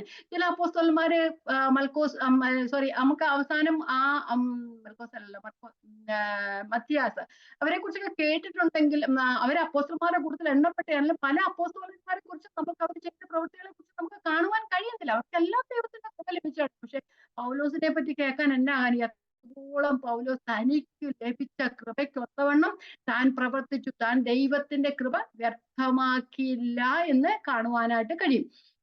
വേറൊരു എക്സാമ്പിൾ നമ്മൾ വായിച്ചു കഴിഞ്ഞാൽ മത്തായി സുവിശേഷം 25:14 മുതലുള്ള വാക്യങ്ങൾ നമ്മൾ വായിക്കുമ്പം എടുത്തോ, മത്തായി സുവിശേഷം 25:14 മുതലുള്ള വാക്യങ്ങൾ. അവിടെ നമ്മൾ ഒരു ധനവാനായ മനുഷ്യൻ, ഒരു യജമാനൻ താൻ പരദേശത്തേക്ക് പോകുമ്പോൾ ചില താലന്തുകൾ തന്റെ ദാസന്മാരെ ഏൽപ്പിക്കുന്നതായിട്ടാണ് കാണുന്നത്, അല്ലേ? അപ്പൊ അവിടെ പറയുന്നുണ്ട് 5 ലഭിച്ചവന് 10 ആക്കി, 2 ലഭിച്ചവൻ 4 ആക്കി, 1 ലഭിച്ചവൻ എന്താ പറയുക, ആ ഒരു ഒരെണ്ണം കുഴിച്ചിട്ടു എന്ന് നമ്മൾ പറയുന്നുണ്ട്. അപ്പൊ അവൻ മറ്റവനെ നോക്കിയപ്പോ അവന്റെ അത്രയും ആയില്ല എന്ന് കണ്ടപ്പോൾ അവനത് കുഴിച്ചിട്ടു.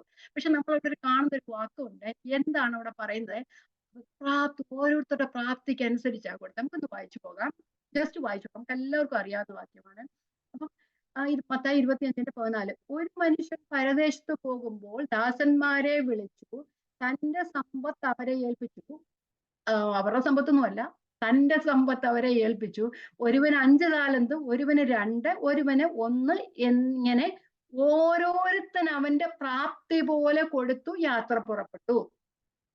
5 താലന്ത് ലഭിച്ചവൻ ഉടനെ ചെന്ന് വ്യാപാരം ചെയ്തു വേറെ 5 താലന്ത് സമ്പാദിച്ചു. അങ്ങനെ തന്നെ 2 താലന്ത് ലഭിച്ചവൻ വേറെ 2 നേടി. 1 ലഭിച്ചവനോ പോയി നിലത്ത് ഒരു കുഴി കുഴിച്ചു യജമാനന്റെ ദ്രവ്യം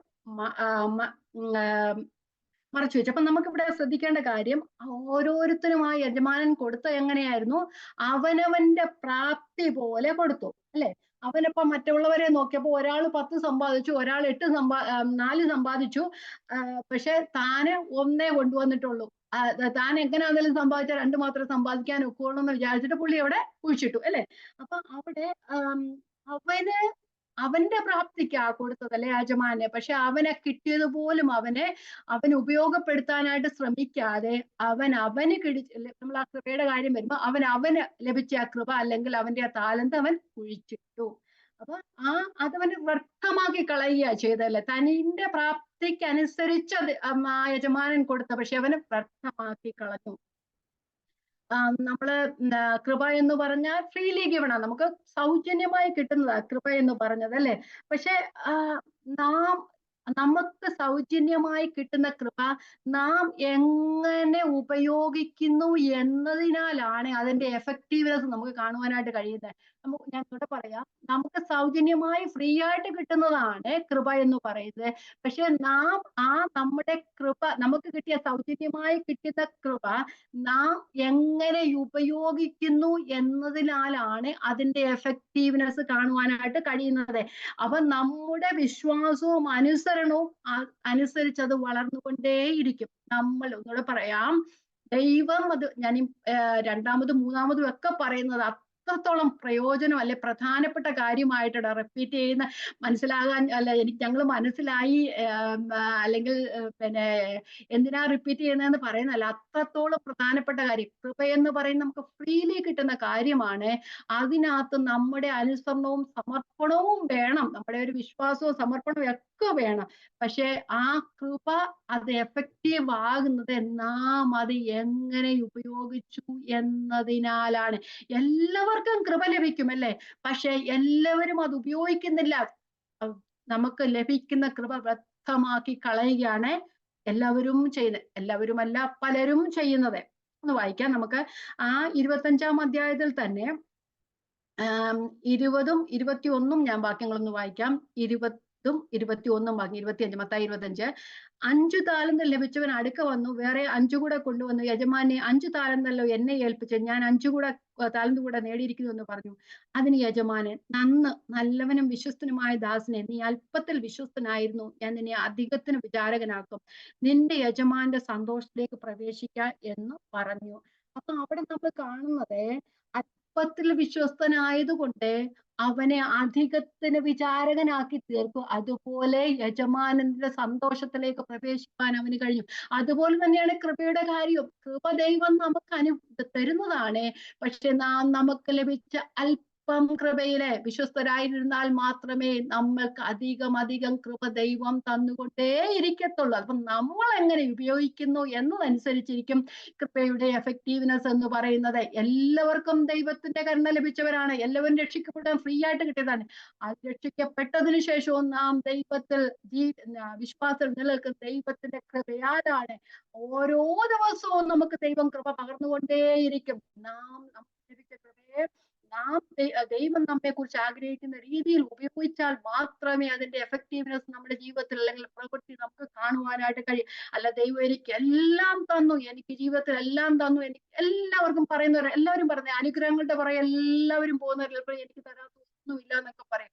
പക്ഷെ ആ കൃപ ദൈവം തന്നതിനാൽ എന്റെ ജീവിതത്തിൽ ദൈവത്തിന്റെ പ്രവൃത്തി വെളിപ്പെട്ടോ. അതാണ് കൃപയുടെ എഫക്റ്റീവ്നെസ് എന്ന് പറയുന്നത്. അപ്പൊ കൃപ എന്നത് നമ്മുടെ പ്രവൃത്തിയോ മറ്റെന്തെങ്കിലും നമ്മുടെ ശ്രേഷ്ഠത കൊണ്ടല്ല, പക്ഷെ നമുക്ക് പ്രവർത്തിക്കാൻ വേണ്ടി കിട്ടുന്നതാണ് കൃപ. രക്ഷ നമുക്ക് എല്ലാവർക്കും കിട്ടുന്നതാണ്. അത് കഴിഞ്ഞാലുള്ള കൃപയെന്ന് പറയുന്നത് നമുക്ക് പ്രവർത്തിക്കാൻ വേണ്ടി കിട്ടുന്നതാണ് ദൈവത്തിന്റെ കൃപ എന്ന് പറയുന്നത്. അപ്പൊ ആ കൃപയുടെ പ്രവൃത്തി, അല്ലെ കൃപ നമുക്ക് ലഭിക്കുന്നത് നമ്മൾ പാസീവായിട്ടിരിക്കാനല്ല ദൈവം നമുക്ക് കൃപ നൽകുന്നത്. നാം ആക്റ്റീവായിട്ടിരിക്കാനാണ് ദൈവം നമുക്ക് കൃപ നൽകുന്നത്. അപ്പം പോൾ പറയുന്നതിന്റെ ഇതിന്റെ അർത്ഥം പറയാം, നിങ്ങൾ ദൈവത്തിന്റെ കൃപ വ്യക്തമായി തീരരുതെന്ന് പറയുന്നതിന്റെ അർത്ഥം എന്ന് പറയുന്നത്, അവർക്ക് കൃപ ലഭിച്ചു, ആ കൃപയ്ക്കനുസരിച്ച് അവർ പ്രവർത്തിക്കണം, അല്ലെങ്കിൽ അത് വ്യർത്ഥമാക്കിയാണ് നാം ചെയ്യുന്നത്. അപ്പം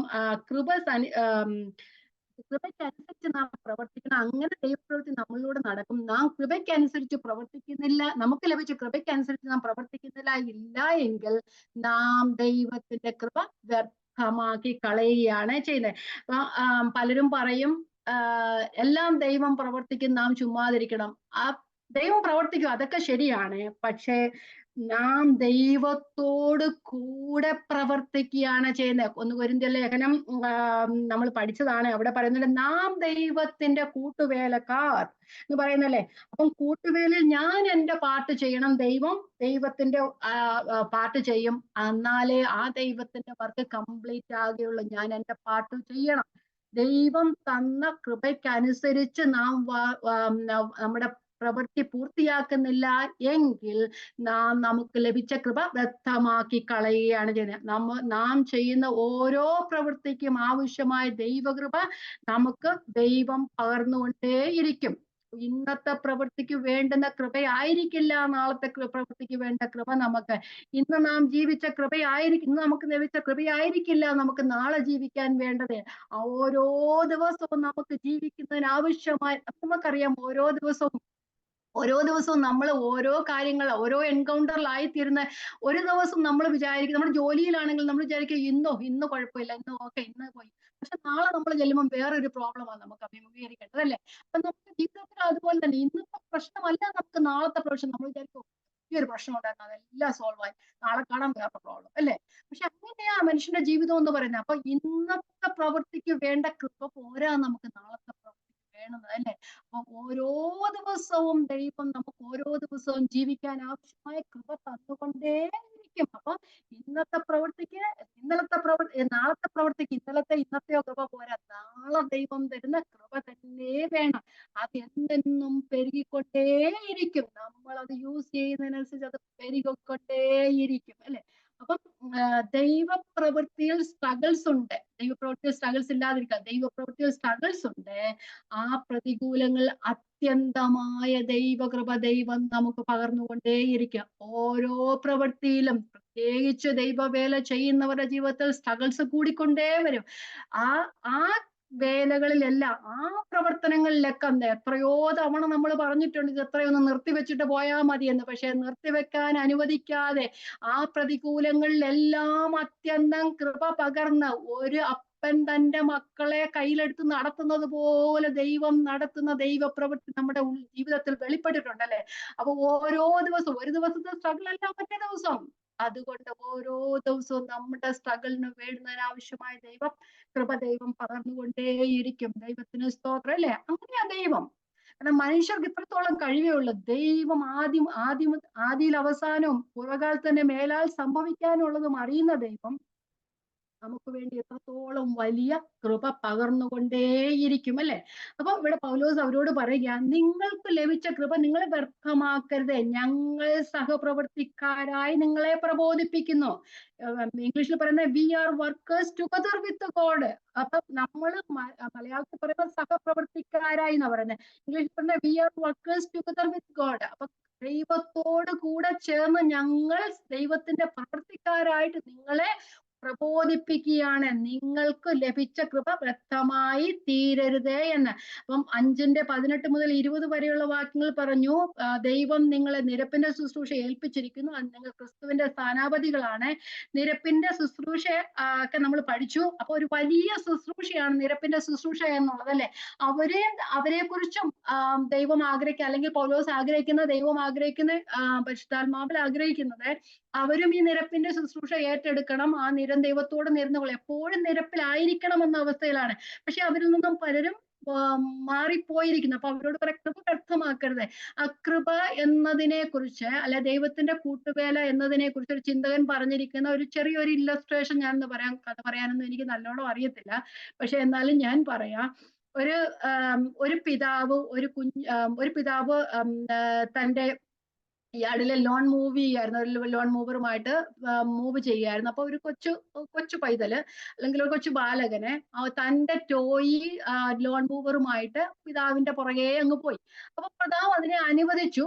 പിതാവ് അതിനെ പിന്നെ എന്താ പറയുക, അതിനെ പ്രോത്സാഹിപ്പിച്ചു. അതിനെ നീ പൊയ്ക്കോളാനൊന്നും പറഞ്ഞൊന്നുമില്ല.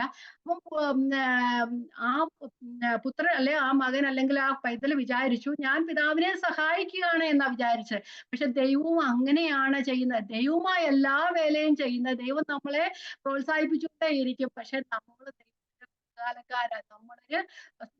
നമ്മളൊരു ടോയ് ലോൺ മൂവറുമായിട്ട് കർത്താവിന്റെ വലിയ ലോൺ മൂവറിന്റെ പുറകെ ഇങ്ങനെ പോയിക്കൊണ്ടേ ഇരിക്കുക. നമുക്ക് ദൈവത്തിന്റെ പ്രവൃത്തിക്ക് നമ്മുടെ വലിയ ആവശ്യമൊന്നുമില്ല. ദൈവത്തിന്റെ പ്രവൃത്തിയെ കഴിയും. ഒറ്റ വാക്കോട്ട് ആകാശവും ഭൂമിയും നിർമ്മിച്ച ദൈവത്തിന് ഇതാണോ ചെയ്യാൻ കഴിയാത്തത്? പക്ഷേ നമ്മെ ദൈവത്തിന്റെ വേലയിൽ കൂട്ടുവേലക്കാരാക്കി ദൈവം തീർക്കുന്നത്. അതുകൊണ്ടാണ് പൗലോസ് അപ്പോസ്തലൻ പറയുന്നത്, ഇവിടെ പറയുന്നുണ്ടല്ലോ, കരുണ ലഭിച്ചിട്ട് ഈ ശുശ്രൂഷ ഉണ്ടാകിയാൽ ഞങ്ങൾ ദൈവത്തിന് സ്തോത്രം ചെയ്യുന്നു. ഇതൊക്കെ മനസ്സിലാക്കി കഴിയുമ്പോഴാ ദൈവത്തിന്റെ സ്നേഹത്തെ കുറിച്ചും ദൈവത്തിന്റെ കരുണയെ കുറിച്ചും നമുക്ക് മനസ്സിലാകുന്നല്ലേ. നമ്മൾ എത്രത്തോളം തന്നെ ഇങ്ങനെ ബൈബിള് വായിച്ചു പോയാലും, പക്ഷെ അതിന്റെ അണ്ടിൽ നമ്മൾ അർത്ഥം മനസ്സിലാക്കുന്നവരെ നമ്മൾ എത്രത്തോളം ദൈവത്തിന്റെ കൃപയിലാണെന്ന് മനസ്സിലാക്കാനായിട്ട് നമുക്കൊക്കെ പറ്റും. ഇതൊക്കെ ഞാൻ നിങ്ങളെ പറഞ്ഞു പഠിപ്പിക്കുന്നെങ്കിലും ഇതൊക്കെ വായിച്ചു പഠിച്ചൊക്കെ ഇരിക്കുമ്പോൾ ഞാൻ തന്നെ ചിരിക്കാറുണ്ട്, ഞാൻ തന്നെ ദൈവത്തിന് സ്തോത്രം ചെയ്യാറുണ്ട്. കാരണം ഇതൊക്കെ മനസ്സിലാകുന്നത് നമ്മൾ ഇതിന്റെ ആഴങ്ങളിലേക്ക് ഒന്ന് കടന്ന് ചെല്ലുമ്പോഴാണ് നമുക്കത് മനസ്സിലാകുന്ന ദൈവത്തിന്റെ സ്നേഹം എന്ന് പറയാൻ. അതുകൊണ്ട് എത്ര മണിക്കൂർ ഈ ദൈവത്തിന്റെ വചനത്തിന് മുമ്പ് ഇരുന്നാലും നടുവേദന ഇല്ല, പ്രശ്നവും പ്രയാസവും ഇല്ല, ഒന്നും ഓർക്കാറുമില്ല. എന്താണ് കാരണം? നമ്മള് ഇത് മനസ്സിലാക്കുന്നത് കൊണ്ടാ അല്ലേ. ആ മനസ്സിലാക്കുന്നത് കൊണ്ടാ, അത് ദൈവത്തിന്റെ സ്നേഹത്തിന്റെ ആഴം മനസ്സിലാക്കുന്നത്. നമ്മളൊരു ചെറിയ ടോയ് മൂവർ കൊണ്ട് ലോൺ മൂവർ കൊണ്ട് കർത്താവിന്റെ വലിയ മിഷന്റെ പുറകെ നമ്മളിങ്ങനെ അങ്ങ് പോയിക്കൊണ്ടേ ഇരിക്കുക. അപ്പം നാം ദൈവത്തിന് വേണ്ടി വർക്ക് ചെയ്യുകയല്ല. എല്ലാരും പറയുന്നോണ്ട് ഞങ്ങൾ ദൈവത്തിന് അത് ചെയ്യുന്നു. നമ്മൾ ദൈവത്തിന് വേണ്ടി വർക്ക് ചെയ്യുകയല്ല. ദൈവം നമ്മെ തന്റെ പ്രവൃത്തിക്ക് കൂട്ടുവേലക്കാരായി തീർക്കുകയാണ് അതിന്റെ ഏറ്റവും ഏറ്റവും ശരിയായ അർത്ഥം എന്ന് പറയുന്നത്. പക്ഷെ നമുക്ക് പറയാം നമ്മൾ ദൈവത്തിന്റെ വർക്കേഴ്സ് ആണ്. പക്ഷെ ദൈവം നമ്മെ കൂട്ടുപാലക്കാരായി തീർക്കാണ്. 2 മിനിറ്റ് കൂടി ഞാൻ ഇവിടെ തീർക്കാം. അപ്പൊ ഫലോസഫേഴ്സ് അതുകൊണ്ടാണ് പറഞ്ഞത് ഞങ്ങൾ ക്രിസ്തുവിന്റെ സ്ഥാനാപതികളാണ്. ഇപ്പൊ സ്ഥാനാപതികൾക്ക് നമ്മൾ ഈ ആ ഒരു ചെറിയ ഇല്ലസ്ട്രേഷൻ നമ്മൾ കൊടുക്കണേ, സ്ഥാനാപതികൾക്ക് സ്വന്തമായ ഒരു അധികാരമോ അതോറിറ്റി ഒന്നുമില്ല. പിന്നെ തന്റെ ഭരണാധികാരിയോട് ചേർന്ന് നിന്ന് അവരുടെ മെസ്സേജ് മറ്റേ രാജ്യത്ത് പറയുകയാണ് ചെയ്യുന്നത്, അല്ലെ? അപ്പൊ ആ വിശ്വസ്തയോടെ തന്നെ അയച്ച പ്രവൃത്തി, അല്ലെ തന്റെ മെസ്സേജ് താൻ മറ്റേ രാജ്യത്ത് അല്ലെങ്കിൽ താൻ ഏത് രാജ്യത്തും ആയിരിക്കുന്ന അവിടെ പറയുമ്പോൾ അവിടെ തനിക്കൊരു ബഹുമാനവും ഒരു പദവിയൊക്കെ കിട്ടുന്നുണ്ടല്ലേ. സ്വന്തമായ പദവിയാണോ? അല്ല.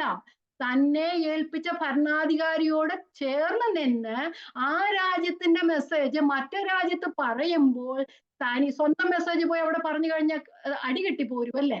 അല്ല, ഇവിടെ പറയുന്നത് ആ ഭരണാധികാരിയോട് ചേർന്ന് നിന്ന് പറയുമ്പോൾ ആ ഭരണാധികാരിയുടെ അല്ലെങ്കിൽ ആ പ്രസിഡന്റിന്റെ ഇത് ആ മെസ്സേജ് പറയുമ്പോൾ തനിക്ക് ആവശ്യമായ ബഹുമാനങ്ങളും പദവിയും ഒക്കെ അധികാരമൊക്കെ ലഭിക്കുന്നതല്ലേ. അധികാരം നിയോഗിച്ചു വെച്ച പ്രവൃത്തി ചെയ്യാൻ താൻ ബാധ്യസ്ഥനാണ്. ദൈവം നമ്മിൽ നിന്നും ആഗ്രഹിക്കുന്നത് എങ്ങനെയാ? നാം ദൈവത്തിന്റെ സ്ഥാനപതികളാണ്. ദൈവം നമ്മെ ഒരു പ്രവൃത്തി ഏൽപ്പിച്ചിട്ടുണ്ട്, നിരപ്പിന്റെ ശുശ്രൂഷ. നാമും അത് പ്രവർത്തിക്കണം. ആ പ്രവർത്തിക്കുന്നത് നമ്മുടെ പ്രവൃത്തിയല്ല, ദൈവം നമുക്ക് തന്ന കൃപയാലാണ്. അപ്പം കൊരിന്ത്യരോടും പറയുന്നു, നിങ്ങൾക്ക് ലഭിച്ച കൃപ വ്യർത്ഥമാക്കരുതെന്നേ. അപ്പോൾ കൃപ പകർന്ന ദൈവം നമ്മളിലൂടെ ഒരു പ്രവൃത്തിയും ആഗ്രഹിക്കുന്നുണ്ട്. കൃപ പകർന്ന ദൈവം നമ്മളിലൂടെ ഒരു പ്രവൃത്തിയും ആഗ്രഹിക്കുന്നുണ്ട്, അല്ലെ? അതാണ് പിന്നെ ആ പരദേശത്ത് പോയ മനുഷ്യൻ തന്റെ ദാസന്മാർക്ക് താലന്തുകൾ ചെയ്തു. അവർക്ക് ഓരോരുത്തരും പ്രാപ്തി പോലെയാ കൊടുത്തേ. അപ്പൊ നമ്മള് സുവിശേഷ വേലയിൽ സ്ട്രഗിൾ ചെയ്യുന്നവർ ഒത്തിരി ഉണ്ട്, അല്ലെങ്കിൽ മറ്റുള്ള കാര്യത്തിൽ സ്ട്രഗിൾ ചെയ്യുന്നവർ ഒത്തിരി ഉണ്ട്. പക്ഷെ ദൈവം നമുക്ക് കൃപ തന്നിട്ടുണ്ട്. നമ്മളെ കൂടുതൽ നമ്മളെ കുറിച്ച് ചിലവർ നമ്മൾക്ക് തരാത്തതില് നമുക്ക് എന്താ പറയാ കൂടുതൽ പ്രവൃത്തി ചെയ്യാൻ പോകാം. ഒന്നും വേണ്ട. ദൈവത്തിന്റെ സന്നിധി നമ്മെ തന്നെ സമർപ്പിച്ചു കൊടുത്താൽ ദൈവം ഓരോ നാളും കൃപയെ നമ്മെ നടത്തുവാൻ ശക്തനാണ്. കാരണം നമുക്ക് ലഭിച്ച കൃപ നാം വ്യർത്ഥമാക്കി കളയരുത്. അതാണ് പുസ്തകം പറയുന്നത്. ആ വാക്യം ഒന്നുകൂടെ വായിച്ചിട്ട് നമുക്ക് ഇവിടെ നിർത്താം. 2 കൊരിന്ത്യർ 6:1. നിങ്ങൾ ദൈവത്തിന്റെ കൃപ ലഭിച്ചു വ്യർത്ഥമായി തീരരുത് എന്ന് ഞങ്ങൾ സഹപ്രവർത്തിക്കാരായി നിങ്ങളെ ഓർമ്മിപ്പിക്കുന്നു. 1 പറഞ്ഞതുപോലെ ഞാൻ ആയിരിക്കുന്ന ദൈവത്തിന്റെ കൃപയാലാകുന്നു, എന്നുള്ള അവന്റെ കൃപ വ്യർത്ഥമായതുമില്ല. ഞാൻ മറ്റുള്ളവരെക്കാളും അധികം പ്രവർത്തിച്ചു. ഞാൻ പ്രവർത്തിച്ചത് എന്റെ പ്രവൃത്തിയല്ല, എന്റെ കഴിവുകൊണ്ടുമല്ല, ദൈവത്തിന്റെ കൃപയാലത്രേ ആകുന്നു. നമുക്കും പറയാം, നാം ആയിരിക്കുന്ന ദൈവത്തിന്റെ കൃപയാലാണ്. ഓരോ ദിവസവും നാം നടക്കുന്ന ദൈവത്തിന്റെ കൃപയാലാണ്. വിശ്വാസം നമുക്ക് നിലനിൽക്കണമെങ്കിലും ദൈവത്തിന്റെ കൃപ വേണം. തേജസ്കരണം വരെ എത്തിക്കുവാൻ ദൈവത്തിന്റെ കൃപ വേണം. അത് നമ്മുടെ പ്രവൃത്തിയല്ല, ദൈവത്തിന്റെ ദാനം അത്രയാകുന്നു. ആ കൃപയിൽ നിർത്താൻ ദൈവം ശക്തനാണ്. വീഴാതെ വണ്ണം നമ്മെ സൂക്ഷിച്ച് മഹിമാസത്തെ കളങ്കമില്ലാത്തവരെ ആനന്ദത്തോടെ നിർത്തുവാൻ കഴിവുള്ള ദൈവത്തിന്റെ സ്തോത്രം. ഈ വാക്കുകളാൽ ദൈവം നമ്മെ അനുഗ്രഹിക്കട്ടെ. ദൈവത്തിന്റെ സ്തോത്രം.